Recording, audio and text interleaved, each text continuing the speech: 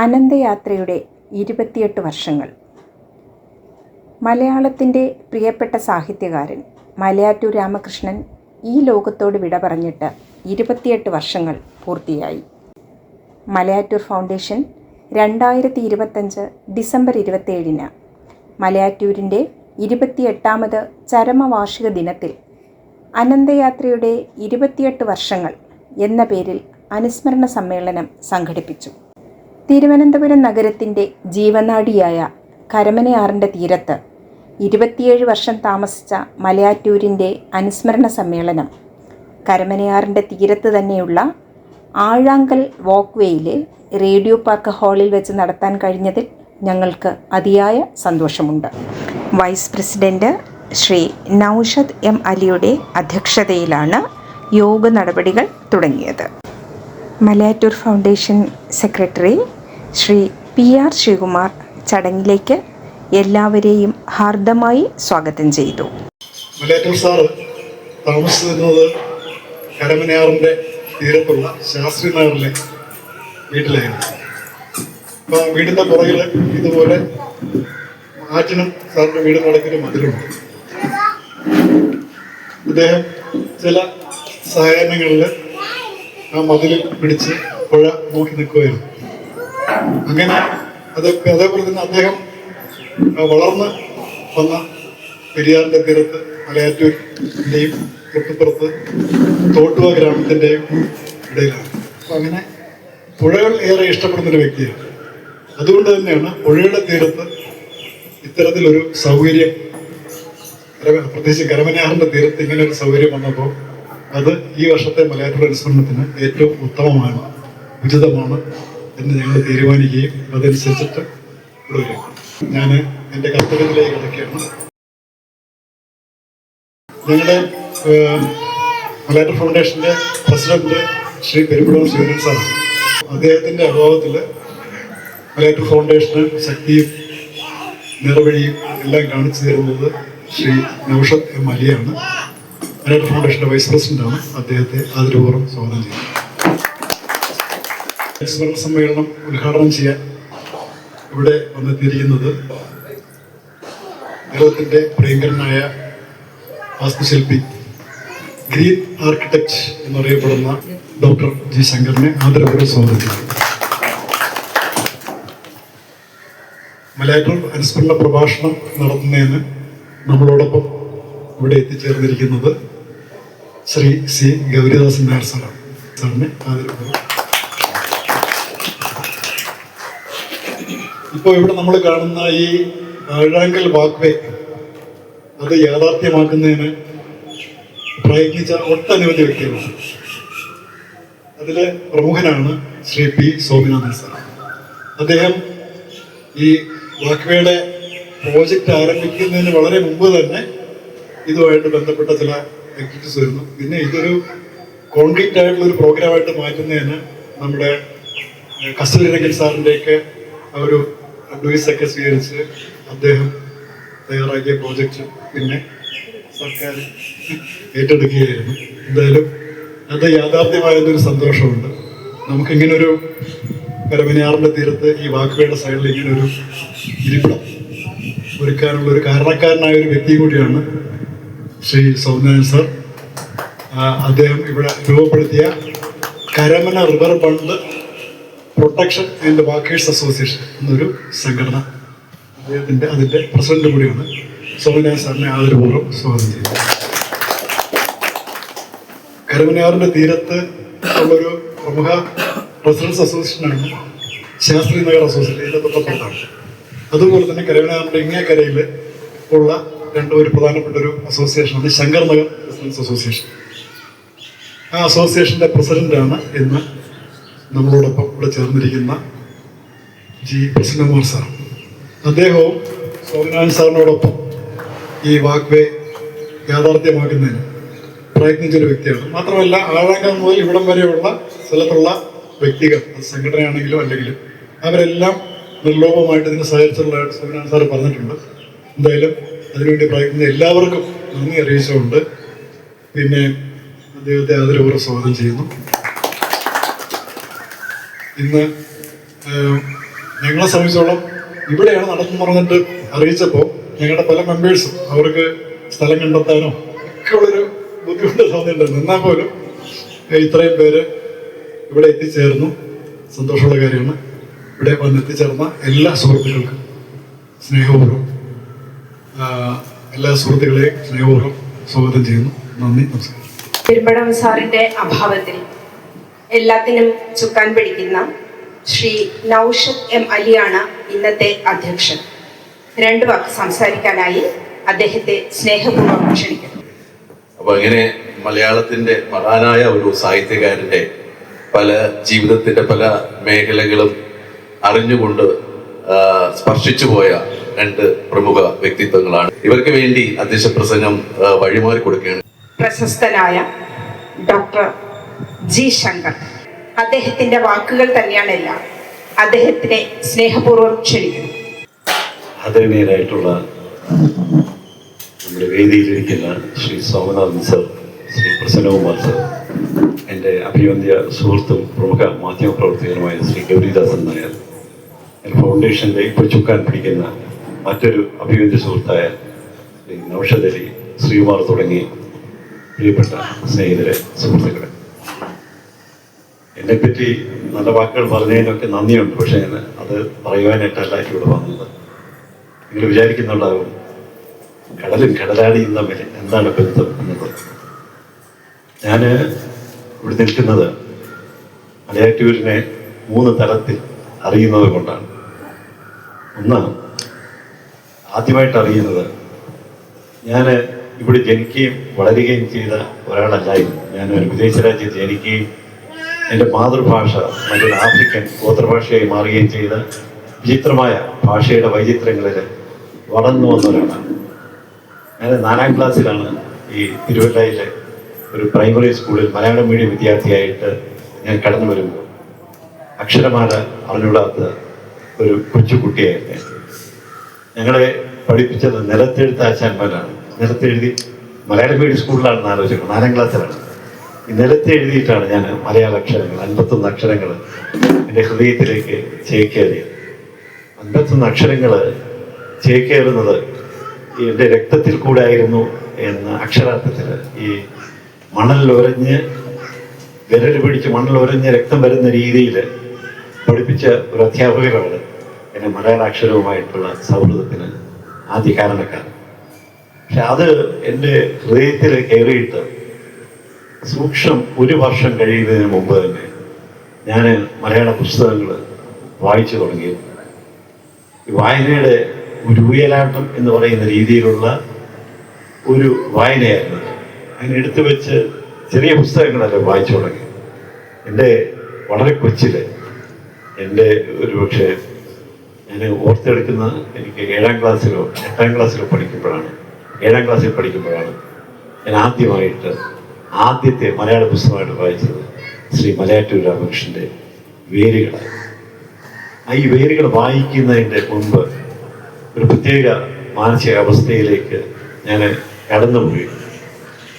കാരണം ഞാൻ ആദ്യമായിട്ട് വായിക്കുന്നത്, ഞാൻ നേരത്തെ പറഞ്ഞത്, പ്രശസ്തനായ എഴുത്തുകാരോ ഒന്നും ആയിരുന്നില്ല. തകഴിയോ കാരൂരോ അല്ലെങ്കിൽ ആ തലമുറയിൽപ്പെട്ട ആൾക്കാരുണ്ടായിരുന്നില്ല. ഞാൻ ആദ്യമായിട്ട് വായിക്കാൻ എൻ്റെ കയ്യിലെത്തിയത് കെ സുരേന്ദ്രനും മലയാറ്റൂർ രാമകൃഷ്ണനുമാണ്.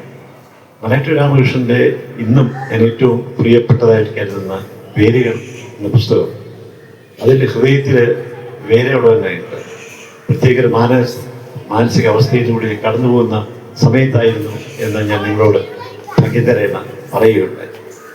കാരണം 6ാം ക്ലാസ് കഴിഞ്ഞ് 7ാം ക്ലാസ്സിലേക്ക് ഞാൻ തിരുവനന്തപുരത്ത് പറിച്ചു നടക്കുമ്പോൾ, തിരുവനന്തപുരം മോഡൽ സ്കൂളിലേക്ക് പറിച്ചു നടക്കുമ്പോൾ എനിക്ക് അടുത്ത ഈ ഭാഷയുടെ പ്രശ്നമാണ്. 7ാം ക്ലാസ്സിൽ ചെന്നപ്പോഴത്തേക്ക് ഞാൻ ഇംഗ്ലീഷ് മീഡിയം സ്കൂളിലേക്ക് പോയി. അത് കൊണ്ട് ആ പൊരുത്തക്കേടുകൾ എന്ന് പിടഞ്ഞ ഒരു കാലഘട്ടത്തിൽ ആണ് ആദ്യമായിട്ട് ഞാൻ അസ്തിത്വ ദുഃഖവുമായിട്ടുള്ള പുസ്തകങ്ങൾ വായിക്കാൻ തുടങ്ങിയത്. അന്ന് ഇംഗ്ലീഷിലുള്ള പ്രശസ്ത കൃതികളൊന്നും വായിക്കാനായിട്ടുള്ള അക്ഷരജ്ഞാനം, അറിവ് എനിക്കില്ലായിരുന്നു. കേട്ടിട്ടുണ്ട് ഈ മറ്റേ എം കൃഷ്ണനായ സാർ പറയുന്ന പോലെ ജീൻ പോൾ സാർട്ടർ എന്നും റാങ്ക് പോൾ സാർട്ടർ എന്ന് സാറ് പറയുന്നതുമായിട്ടുള്ള സാർത്തിൻ്റെ പുസ്തകങ്ങൾ, കാഫ്കയുടെ പുസ്തകങ്ങൾ കേട്ടിട്ടായിരുന്നു. പക്ഷെ എനിക്ക് അസ്തിത്വവാദത്തിലേക്ക് എന്നെ ചേർത്തെടുപ്പിച്ചത് രണ്ടുപേരാണ്. അതിലൊരാള് യമൂന്തനായിരുന്നു. യമൂന്തിൻ്റെ ആദ്യത്തെ കൃതികളായിട്ടുള്ള ആവിലായിലെ സൂര്യോദയം, ഹരിദ്വാരിൽ മണികൾ മുഴങ്ങുന്നു എന്ന പുസ്തകം, ഇതൊക്കെ അദ്ദേഹത്തിൻ്റെ ആദ്യകാല കൃതികളിലാണ്. ഹരിദ്വാരിൽ മണികൾ മുഴങ്ങുന്നു എന്ന പുസ്തകം നമ്മളെ വിചിത്രമായിട്ടുള്ള ചില സ്ഥലികളിൽ കൂടെ, ചില ഇടുക്ക് വഴികളിൽ കൂടെ നടത്തിയിരുന്നു എന്നും ഞാൻ ഓർത്തെടുക്കുന്നു. അങ്ങനെയാണ് ജീവിതത്തിന് ഈ നമ്മൾ ചൂഴ്ന്നു നിൽക്കുന്ന വികാരം നമ്മുടെ ജീവിതത്തിൻ്റെ അർത്ഥരാഹിത്യമാണെന്ന്, നമ്മൾ we are not leaving a trail എന്നൊക്കെയുള്ള നമ്മളൊരു കാൽപ്പാട് പോലും അവശേഷിപ്പിക്കാതെ ഈ ലോകത്തുനിന്ന് കടന്നു പോകുന്നതൊക്കെയുള്ള ഒരു ചിന്താഗതിയിലേക്ക് ഞാൻ എത്തപ്പെട്ടത്. അതിന് ആഴം കൂട്ടിയ ഒരുപാട് സന്ദർഭങ്ങളുണ്ടായിരുന്നു. അതിനകത്തൊന്നാണ് ഞാൻ പഠിക്കലായ വിദ്യാർത്ഥിയായിരുന്നു. ഞാൻ പല ജീവിതത്തിന് ഘട്ടത്തിലും ഒരു വിഷയത്തിനും ഒരു മാർക്ക് പോലും നഷ്ടപ്പെടാതാണ് ഞാൻ എൻ്റെ എഞ്ചിനീയറിംഗ് വിദ്യാഭ്യാസം പോലും ഞാൻ പൂർത്തിയാക്കിയത്. പക്ഷേ ആ പൂർത്തിയാക്കുന്ന കാലഘട്ടത്തിലും ഞാൻ ഇടയ്ക്ക് ഒരു കാലം പഠിത്തം നിർത്തിയിരുന്നു എന്ന് നിങ്ങൾക്ക് വിചിത്രമായിട്ട് ഒരു അറിവായിട്ട് തോന്നിയേക്കാം. കാരണം ഈ അർത്ഥരാഹിത്യത്തിൻ്റെ രൂക്ഷമായിട്ടുള്ള ഒരു ബോധം, ആത്മഹത്യ ചെയ്യാനായിട്ടുള്ള പ്രേരണ തരുന്ന ഒരുപാട് കഥാപാത്രങ്ങൾ, ജീവനുള്ള കഥാപാത്രങ്ങൾ, ഒരു കാർ ഗരാജിനകത്തുള്ളിൽ കാർബൺ മോണോക്സൈഡ് ഓൺ ചെയ്തിട്ട് കാർബറേറ്റർ ഓൺ ചെയ്ത് കാരണം മോണോക്സൈഡ് ശ്വസിച്ച് പരലോകം കൂടിയ എൻ്റെ പ്രിയപ്പെട്ട ഇംഗ്ലീഷ് കവയിത്രി സിൽവിയ പ്ലാത്ത് ഒരു ബേസിൽ ചൂടുവെള്ളത്തിൽ ലൂക്കോ വാട്ടർ, അതൊക്കെ ഇംഗ്ലീഷ് പറയും, ലൂക്കോ വാട്ടറിൽ ഞരമ്പ് മുറിച്ച് അനശ്വരതയിലേക്ക് കടന്നുപോയ ജാപ്പനീസ് നോവലിസ്റ്റായ യുക്കിയോ മിഷിമ, നമ്മുടെ സ്വന്തം നമ്മുടെ വീട്ടുമുറ്റത്തുണ്ടായിരുന്ന പ്രിയപ്പെട്ട കഥാകാരി രാജലക്ഷ്മി, ഇവരുടെ അവർക്കൊക്കെ ഞാൻ ഇപ്പോഴും വിശ്വസിക്കുന്നത് ആത്മഹത്യ ചെയ്യാൻ കഴിയുന്നത് ധൈര്യമുള്ളവർക്കേ കഴിയുള്ളൂ എന്ന് ഞാൻ വിശ്വസിക്കുന്നു.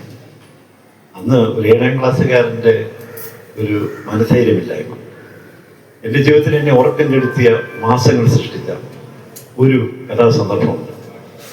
ശ്രീ യമൂന്ദ്രൻ എഴുതിയ 5.5 വയസ്സുള്ള പെൺകുട്ടിയിലെ രാധയുടെ സിൽബന്തിയായിട്ടുള്ള രാധയെ നോക്കുന്ന നാണുവായരോട് ചോദിക്കുന്നുണ്ട്, ഞാൻ ആരാണ് നാണുവായരെ എന്ന് ചോദിക്കും. പിന്നീട് മാസങ്ങളോളം ഞാൻ ഉറങ്ങിയിട്ടുമില്ല. ആ ഒരു സന്ദർഭത്തിലാണ് ഞാൻ മോഡൽ സ്കൂളിലെ പഠിത്തം ഉപേക്ഷിച്ച്, മോഡൽ സ്കൂളിൽ രാവിലെ എൻ്റെ പൂജപ്പുരയിൽ ചോറ് കെട്ടിപ്പോവും, ഞാൻ ക്ലാസ്സിൽ പോവാതെ അവിടെ മോഡൽ സ്കൂളിൽ തൊട്ടടുത്തുള്ള അന്നത്തെ ഒരു പൂങ്കാവനമായിട്ടുള്ള അങ്ങനെ ഓർത്തെടുക്കാൻ ആഗ്രഹിക്കുന്നത്. അതൊന്നും ഇവിടെ ഇല്ല. അവിടെ സ്റ്റേറ്റ് ഗസ്റ്റ് ഹൗസ് പോലുള്ള വിചിത്രമായിട്ടുള്ള വങ്കൻ കെട്ടിടങ്ങളെ കൊണ്ട് ക്യാമ്പസും കൂടെ നിറച്ചു കഴിഞ്ഞു. സ്റ്റേറ്റ് ഗസ്റ്റ് ഹൗസ്, അവിടെ റെസിഡൻസ് സാഹിബിൻ്റെ ആ ഒരു പഴയ കെട്ടിടവും അതിന് ചുറ്റുമുള്ള വിശാലമായ പൂങ്കാവനത്തിൽ അസ്തിത്വ ദുഃഖത്തിൻ്റെ തീരാത്ത വ്യതിയം കയറി പഠിത്തത്തിലൊന്നും ഒരു കാര്യമില്ല എന്നുള്ളൊരു ഇതിൽ പഠിത്തം നിർത്തിയാൽ ഏറെ നാളുകൾ നമുക്ക് പഠിക്കുന്നത്. ആ ഒരു കാലഘട്ടത്തിന് തൊട്ട് മുമ്പാണ് ഞാൻ വേരുകൾ ആദ്യമായിട്ട് വായിക്കുന്നത്. അതുകൊണ്ട് വേരുകൾ എന്നുള്ള ആ പുസ്തകത്തിൻ്റെ നാനാർത്ഥങ്ങൾ എൻ്റെ ഹൃദയത്തിൽ ആഴ്ന്നിറങ്ങിയ ഒരു അനുഭവമായിട്ട് മാറിയത് അതുകൊണ്ടാണ്. അതിനെ ഒരു അസ്തിത്വ ദുഃഖത്തിൻ്റെ വേരുകളിലേക്കുള്ള തിരിച്ചുപോകണം. ആ കഥാസാരമൊന്നും നമുക്ക് അറിയേണ്ട കാര്യമില്ല. അത് നിങ്ങളുടെ ഓർമ്മയിലേക്ക് മാത്രം ഞാൻ കൊണ്ടുവരികയാണ്. കാരണം അതിലെ കഥാനായകൻ ഈ നഗര കാന്താരം, അങ്ങനെയാണ് പറയുന്നത്, നഗര കാന്താരം. നമ്മളിപ്പോഴാണ് അർബനൈസേഷൻ എന്നൊക്കെ പറഞ്ഞോളുന്നത്. നഗര കാന്താരത്തിനകത്ത് പെടുകയും അതിൻ്റെ വ്യഥകളെല്ലാം ഏറ്റുവാങ്ങുകയും തിരിച്ച് നാടിൻ്റെ സമൃദ്ധമായ നന്മയിലേക്ക് തിരിച്ചു പോകുവാൻ ആഗ്രഹിക്കുകയും ചെയ്യുന്ന വ്യഥിതമായിട്ടുള്ള മനസ്സുള്ള ഒരാളുടെ കഥയാണ് വേരുകൾ തേടിയുള്ള. ആ യാത്ര എന്നെ ഒരു കൊച്ചുകുട്ടി എന്നുള്ള രീതിയിൽ അതികഠിനമായിട്ട് മതിച്ചിരുന്നു, എന്നെ വേദനിപ്പിച്ചിരുന്നു. അതുകൊണ്ടായിരിക്കണം എനിക്ക് വേരുകൾ ഞാൻ അങ്ങനെയാണ് രേഖപ്പെടുത്താൻ ഉദ്ദേശിക്കുന്നത്. ഈ വേരുകളിലേക്കുള്ള യാത്ര വളരെ നമ്മളൊക്കെ അറിയാതെ ഞാൻ പലപ്പോഴും ഓർത്തു പോകുന്ന ചില കാര്യങ്ങളുണ്ട്. ഞാൻ ഒരു ഓർമ്മയും കൂടെ, പ്രിയപ്പെട്ട ഒരു ഓർമ്മയും കൂടെ ഞാൻ പങ്കുവയ്ക്കട്ടെ. അത് മലയാറ്റൂരിൻ്റെ ചില സായാഹ്നങ്ങളിൽ സമാനമായ ഒരു സായാഹ്നത്തിൽ ഞാനൊരു ട്രെയിൻ യാത്രയിൽ തൊട്ടടുത്തിരുന്ന ഒരാളുണ്ടായിരുന്നു. നമ്മുടെ മലയാളത്തിൻ്റെ പ്രിയപ്പെട്ട ചലച്ചിത്രകാരനായിട്ടുള്ള ശ്രീ ജോൺ എബ്രഹാം.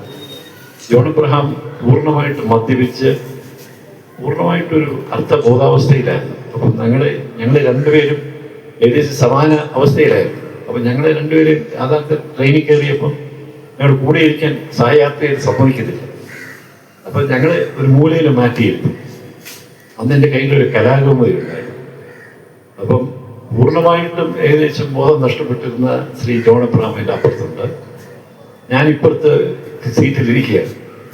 ഞാൻ അർത്ഥബോധാവസ്ഥയിലായിരുന്നു. ഞാൻ വായിക്കുന്ന കലാകൗമുദിയിലെ ഒരു കവിതയുണ്ട്. കവിതയുടെ രൂപം ഇതാണ്: വേടൻ്റെ അമ്പാണ്.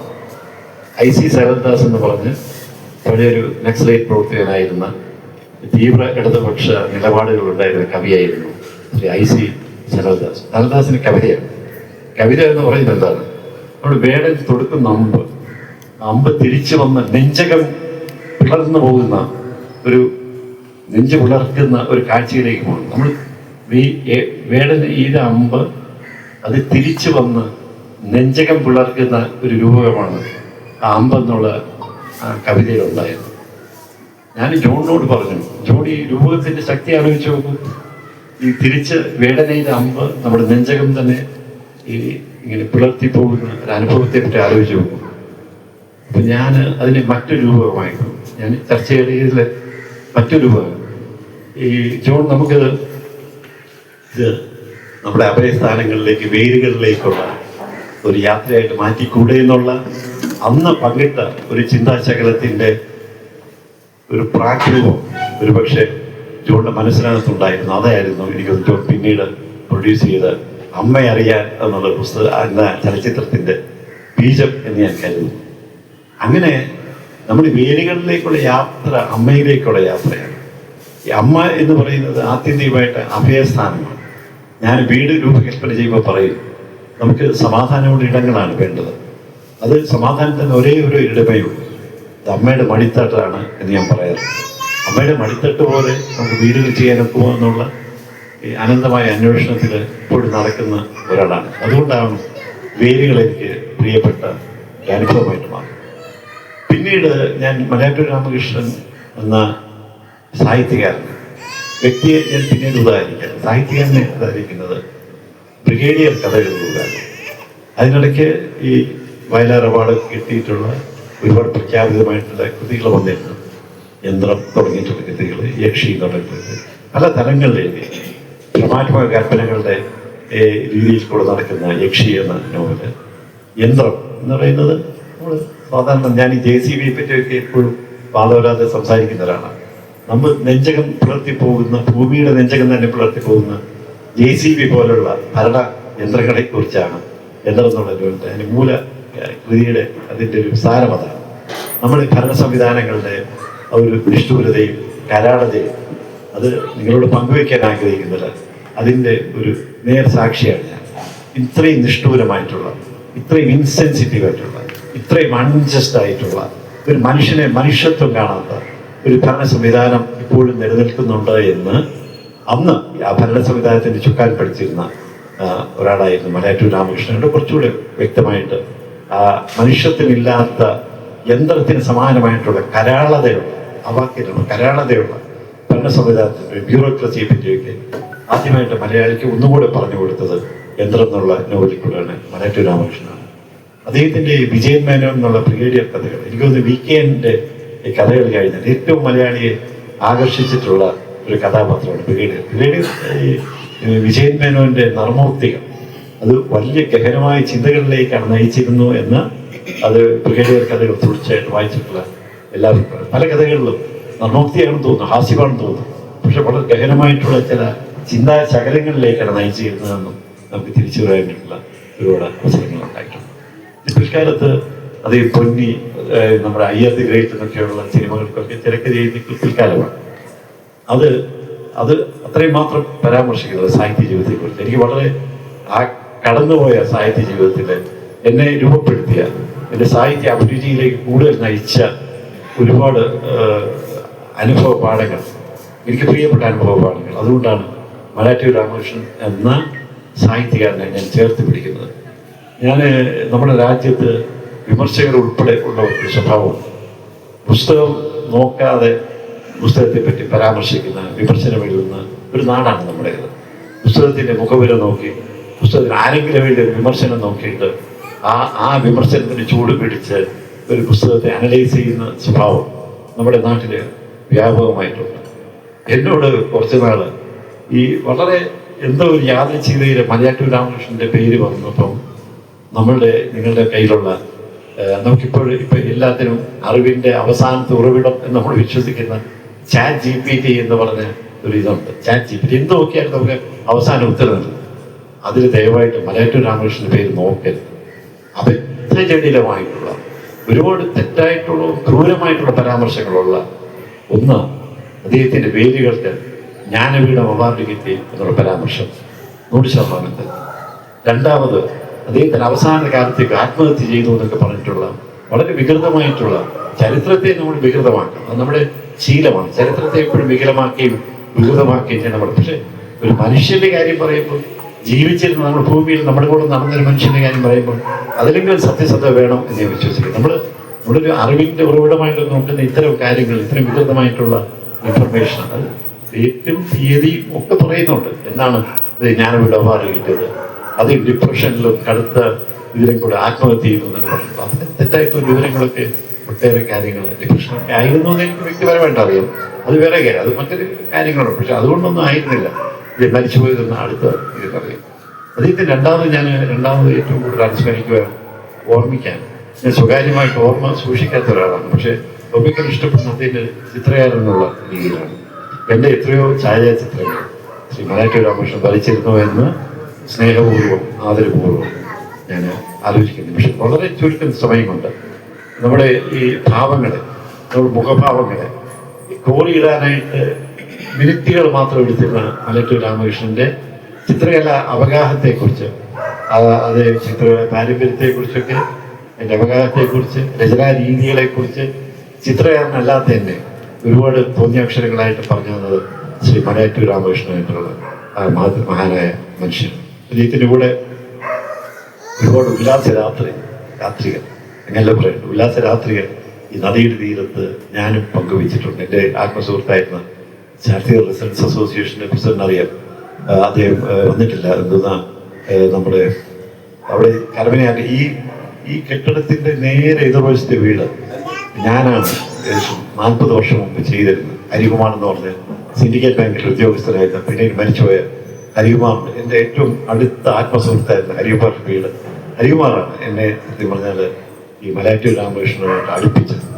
അദ്ദേഹത്തിൻ്റെ കൂടെ ഒരുപാട് സായാഹ്നങ്ങളിൽ ഞങ്ങൾ പല വിഷയങ്ങളെക്കുറിച്ച് സംസാരിക്കാനുള്ള ഒരു അവസരം തന്നത് ഹരിയാണെന്നും, ഹരിയും മരിച്ചുപോയി, ഹരിയെ അങ്ങനെയാണ് ഞങ്ങൾ കൂടുതൽ വ്യക്തിപരമായിട്ട് അദ്ദേഹത്തിൻ്റെ സർവീസ് സ്റ്റോറികൾ, മൈ സ്റ്റോറി എന്ന് പറഞ്ഞിട്ടുള്ള ഒരുപക്ഷെ കമലാദാസ് എഴുതിയ ആത്മകഥാപരമായിട്ടുള്ള ഇത് കഴിഞ്ഞിട്ട് ഒരുപക്ഷെ കേരളത്തിൽ വായിക്കപ്പെട്ടിട്ടുള്ള ഈ അദ്ദേഹത്തിൻ്റെ സർവീസ് സ്റ്റോറികൾ, അതും എല്ലാം ഒരു വളരെ വിചിത്രമായിട്ടൊരു ജീവിത ഒരു പാതയാണ് അദ്ദേഹത്തിനുള്ളത്. നമുക്കറിയാം, അദ്ദേഹം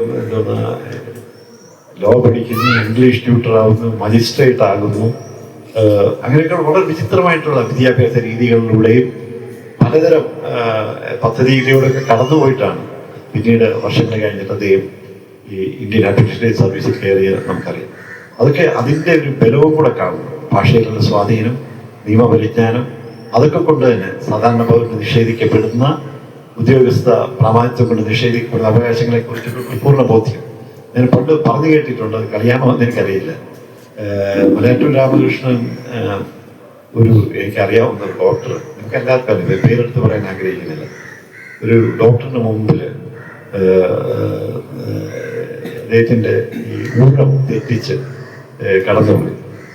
അപ്പം മലയാറ്റൂർ രാമകൃഷ്ണൻ IAS എന്ന് പറഞ്ഞ് സ്വയം പരിചയപ്പെടുത്തിയപ്പോൾ മലയാറ്റൂർ രാമകൃഷ്ണൻ പട്ടംതാണോട് പറഞ്ഞതുപോലെ, വൈകുണ്ഠം ശിവനാണെങ്കിലും എനിക്ക് അത് കാര്യമില്ല, നിങ്ങൾ ക്യൂ നിന്നേ തീരുള്ളൂ. പട്ടംതാണോടെയാണ് അദ്ദേഹം ഈ മലയാറ്റൂർ രാമകൃഷ്ണൻ സർവീസിലുള്ളപ്പം നിയമസഭയിൽ വെച്ച് പരാമർശം നടത്തിയത്.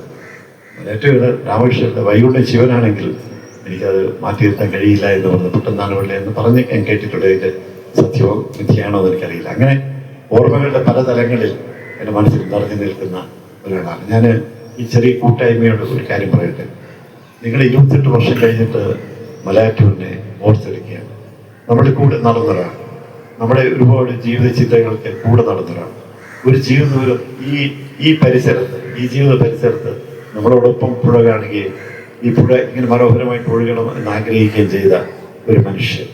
ഏറ്റവും ഉയർന്ന തലത്തിലുണ്ടെങ്കിലും സാധാരണക്കാരോടും ഞങ്ങളെപ്പോലുള്ള വളരെ സാധാരണക്കാരോട് ഇഴുകിച്ചേർന്നിട്ടുള്ള, ഈ പ്രായം കൊണ്ട് ഒരുപാട് വ്യത്യാസമുണ്ടെങ്കിലും എപ്പോഴും തോളിൽ പിടിച്ചുകൊണ്ട് ചേർത്ത് നിർത്തിയിരുന്ന മനുഷ്യത്വത്തിൻ്റെ, സ്നേഹത്തിൻ്റെ ഒരു പ്രതീകമായിട്ടും ഞാൻ മലയാറ്റൂർ രാമകൃഷ്ണൻ സാറിനെ ഓർത്തെടുക്കുകയാണ്.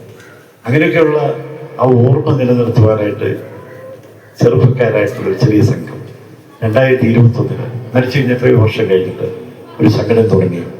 ആ മലയാറ്റൂർ രാമകൃഷ്ണൻ്റെ പേരിൽ ഒരു അവാർഡ് ഏർപ്പെടുത്തുകയും മലയാറ്റൂർ രാമകൃഷ്ണൻ അദ്ദേഹത്തിൻ്റെ പേരിൽ ഓർമ്മ സദസ്സുകൾ ഉണ്ടാക്കി ചെയ്യുന്നത് തീർച്ചയായിട്ടും വർത്തമാനകാലത്ത് ഏറ്റവും പ്രസക്തമായൊരു കാര്യമാണ് എന്ന് ഞാൻ ഓർത്തെടുക്കുകയാണ്. നമുക്ക് ഓർമ്മകളില്ലാതിരിക്കുന്ന ഒരു കാലഘട്ടമാണ്.